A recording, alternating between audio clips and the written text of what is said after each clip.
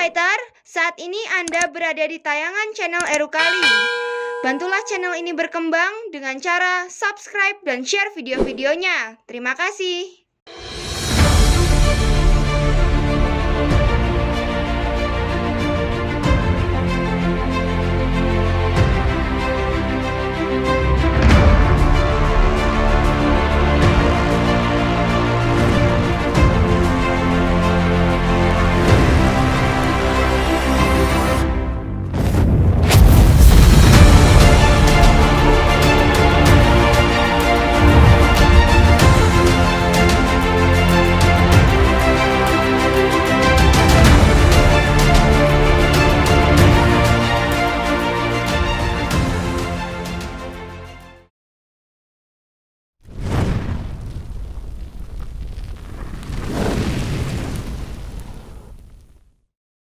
Salam olahraga. Hai Smart Fighter. Bebatuan berserak reruntuhan awan. Ombak menghentak memukul tepian. Ribuan salju bangkit bergulungan. Bukit dan sungai bagai lukisan. Sesaat aku tertegun mendengar nama satria wanita. Hati dan pikiranku tidaklah menjadi tenang. Ingin sekali aku bertemu dengannya. Seorang satria wanita, kokoh dan kuat dengan tubuhnya yang dipenuhi otot-otot perkasa. Dialah sang satria wanita, Linda Darrow, yang dijuluki The Arrow. Siapa bilang wanita itu lemah atau lembek? Linda Darrow, seorang fighter wanita yang namanya telah dikenal di dunia fighter. Perjuangan, ketangguhannya, dan perjuangannya yang panjang telah membuahkan hasil yang gemilang. Berawal dari berbagai kejuaraan boxing, wushu sansao, muay thai, dan pada akhirnya Linda Darrow terjun di dunia MMA. Namanya tidak asing lagi di telinga para petarung-petarung nasional dan internasional. Linda Darrow dari Han Fighting Academy Solo menjadi kebanggaan masyarakat kota Solo dan kebanggaan masyarakat luas Indonesia. Selain menjadi jawara di ajang One Pride yang ditayangkan TV One, Linda Darrow juga menjadi jawara di One Championship. Dan yang lebih hebatnya, Linda Darrow menerima beasiswa dari Ultimate Fighting Championship atau UFC. Beasiswa ini diberikan karena Linda Darrow masuk dalam kategori pertarungan terbaik yang tak terkalahkan. Penasaran?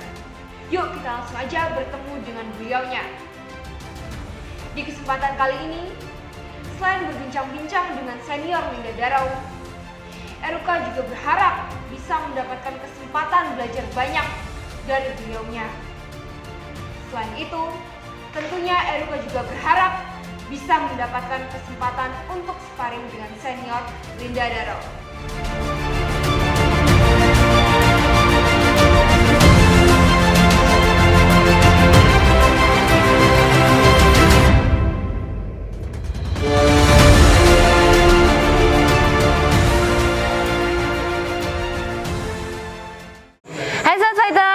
Sebelum Eruka lanjutkan, jangan lupa untuk tekan tombol like, subscribe, dan aktifkan loncengnya untuk selalu mendapatkan update terbaru dari channel Eruka. Kak, mohon izin wawancara ya Kak? Iya, oke. Nah, boleh diceritakan Kak, gimana Kakak bisa terjun di dunia MMA ini? Oke, saya waktu itu bisa terjun di dunia MMA, tapi sebelumnya saya udah punya basic bela diri dulu, bela diri juga. Terus 2012 saya hijrah ke Solo untuk memang pingin sekali belajar mixed martial art. Karena kan mixed martial art itu nggak cuma boxing kan, nggak cuma namanya sanso juga, tapi juga harus belajar ground. Nah, salah satunya di Indonesia itu camp yang menurut saya terbaik itu di Hand Academy se-Jawa Tengah ya. Oke, bukan maksud di Indonesia ini nggak ada camp yang lain yang bagus, tapi saya pilih di Hand Academy ini 2020. Nah itu saya terjun. Saya juga salah satu termotivasi sama beliau, coach saya ini Johan, kayak gitu itu. Jadi saya juga sempat di-share foto kayak gitu, video pemain-pemain luar negeri, ada pemain MMA dari luar negeri. Kenapa Indonesia nggak ada kayak gitu loh? Saya nyoba itu, tapi sayangnya di 2012, 2013, 2014 itu belum ada gitu. Tapi dengan nggak ada itu semua bukan menyurutkan semangat saya untuk terus saya berlatih. Nanti di saatnya saya akan bertanding di event MMA. Ternyata benar 2016 saya mulai bertanding di Indonesia Brothers Champion itu dengan India Citra. Pertama kali 2016. Gitu. Udah berapa lama Kalinda menjadi petarung, Kak? 2000 berapa ya? 2000 bentar. 99. Dari tahun 99 sampai sekarang. Berapa ya, Nang?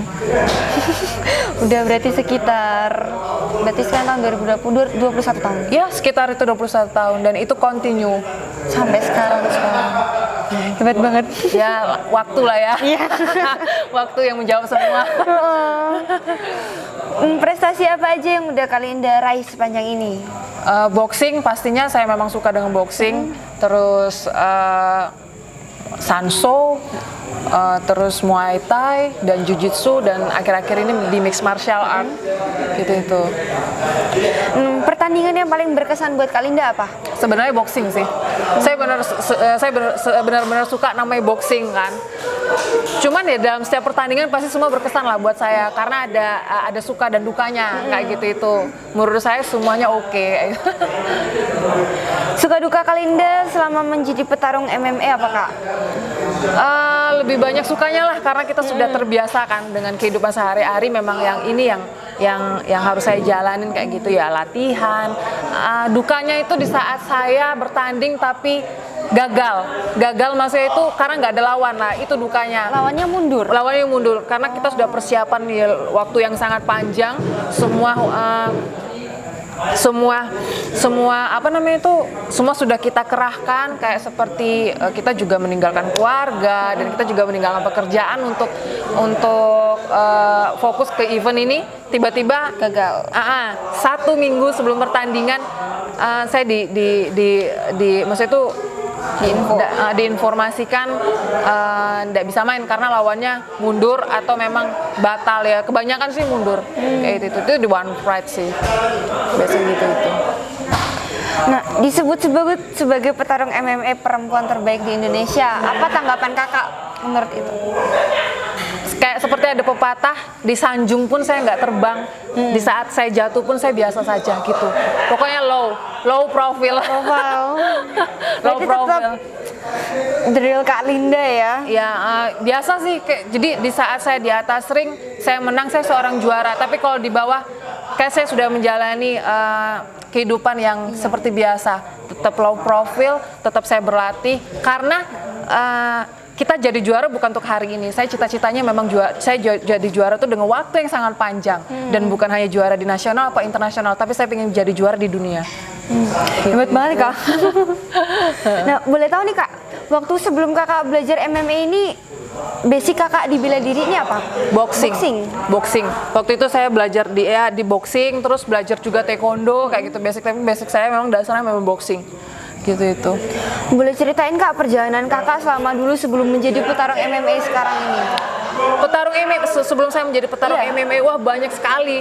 Jadi saya itu sebenarnya skill saya itu nggak cuma boxing, tapi saya juga pernah bekerja menjadi maksudnya pernah berkarir di dunia entertain, misalnya nyanyi, atau saya pernah juga di dalam kehidupan saya susah itu yang membangun jiwa saya menjadi lebih kuat itu saya berdagang layang-layang untuk menghidupi kebutuhan keluarga saya kayak gitu. Itu banyak sekali fashion saya di situ. Jadi sebelum saya memang benar-benar fokus, saya sudah terbentuk, dipondasikan dengan kehidupan yang real, yang nyata, hingga saya bisa menjadi Linda yang sekarang ini ya dengan proses yang sangat panjang kayak gitu itu. Yang pertama dari faktor itu adalah mental.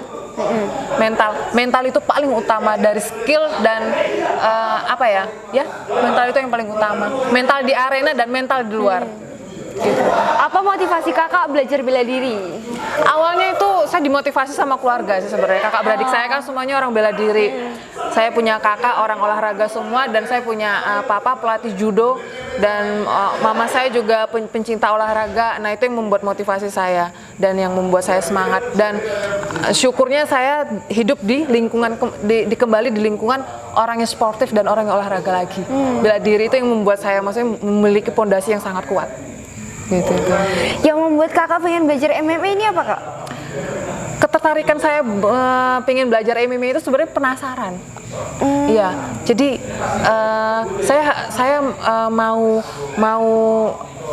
gimana ya, mau menghilangkan rasa penasaran saya ini awalnya seperti itu, tapi memang saya ingin punya prestasi di sini kayak gitu. Karena saya sudah punya prestasi di boxing, saya sudah punya prestasi di Muay Thai kayak gitu itu. Dan saya ingin punya prestasi, sebenarnya nggak di MMA aja, saya ingin punya prestasi di Jiu-Jitsu juga kayak gitu itu. Itu yang menguatkan saya. Sama satu lagi ya, dengan saya punya prestasi kayak gini yang lebih ya, pastinya saya ingin membanggakan orang-orang di sekeliling lah ya, mengangkat derajat orang-orang di sekeliling, apalagi keluarga gitu itu. Nah, gimana tanggapan kakak tentang perkembangan bela diri zaman sekarang ini kak? Bagus kok. Jadi semakin kesini banyak sekali klub-klub atau camp yang berkembang ya. Jadi kayak gitu itu. Jadi nah itu kan membuat kita itu semakin banyak kompetisi dan semakin menjadi lebih grow lagi kayak gitu itu untuk kita pribadi ya sebagai seorang atlet kayak gitu itu. Menurut saya bagus sih dan semoga ini menjadi semakin lebih banyak lagi di Indonesia. Kita harapkan seperti Thailand. Thailand kan banyak banget dari setiap gang itu pasti ada camp di mana-mana gitu itu dan bagus. Yang perkembangannya di Thailand itu emang benar-benar mereka pembibitan dari kecil udah disparingin jadi cewek sama cowok kan biasanya kalau di sini masih kecil-kecil udah biar main aja gitu kan. Iya, kebanyakan sih ya belum terbuka sih, enggak apa-apa. Terbuka iya. Nah, pesan-pesan kakak nih buat masyarakat luas yang khususnya pecinta olahraga seni bela diri ini apa kak? Ya pesan-pesannya ya kalau misalnya Anda ingin terjun di dunia bela diri ya komitmen, fokus kayak gitu. Tujuannya diingat tujuan awalnya apa dan itu akan terbentuk dengan sendirinya dan jangan cepat puas dengan apa yang sudah kita dapatkan di awal. Berlatihlah dengan waktu yang sangat panjang kayak gitu itu panjang sekali gitu. Nah pesan buat Eruka sendiri. Oh iya, siapa nama kamu? Eruka. Aku guys, jadi aku tadi sempat sparring sama Eruka. Dia adalah wanita yang aku bilang cukup strong karena kita memang saya juga sama-sama belajar sama Eruka dengan dia ini usianya sekarang berapa Eruka? 14 tahun. 14 tahun tapi dia punya mental yang bagus. Saya salut banget dan semoga Eruka menjadi semakin semangat ya. Amin. Semakin semangat ya. Nah, nanti ada fighter yang calon jadi fighter yang lebih baik lagi dan terbaik ya. Amin, terima kasih banyak kak. Terima kasih banyak kak atas waktunya dan benar-benar Eruka ini benar-benar senang banget bisa ketemu langsung apalagi titip salam buat papahnya ya. Iya. Sudah ketemu bilang. Jadi dari dulu sebenarnya Eruka udah idola banget sama kakak kan. Makasih. Emang benar-benar pengen ketemu. Nah sekarang udah Tuhan berikan kesempatan buat ketemu kakak terus juga udah bisa wawancara. Terima kasih juga buat waktunya. Terima kasih juga buat pesan-pesan buat Eruka. Ya, pokoknya boleh deh datang lagi ke sini buat sparring partner atau buat latihan bareng, oke. Aja Om. Nanti kita sama-sama belajar, sama-sama tukar ilmu gitu ya kak. Sama-sama belajar kita. Terima kasih banyak. Terima kasih.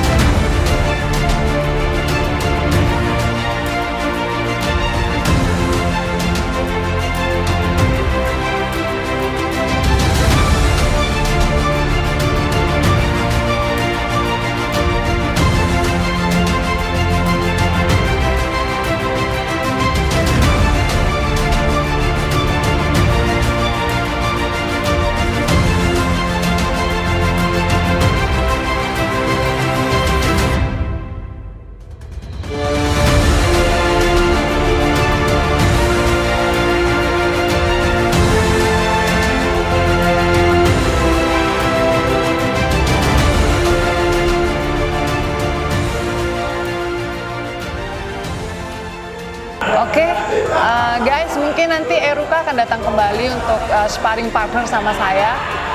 Boleh dong teman-teman tetap stay dan lihat sparring kita berdua. Oke, thank you.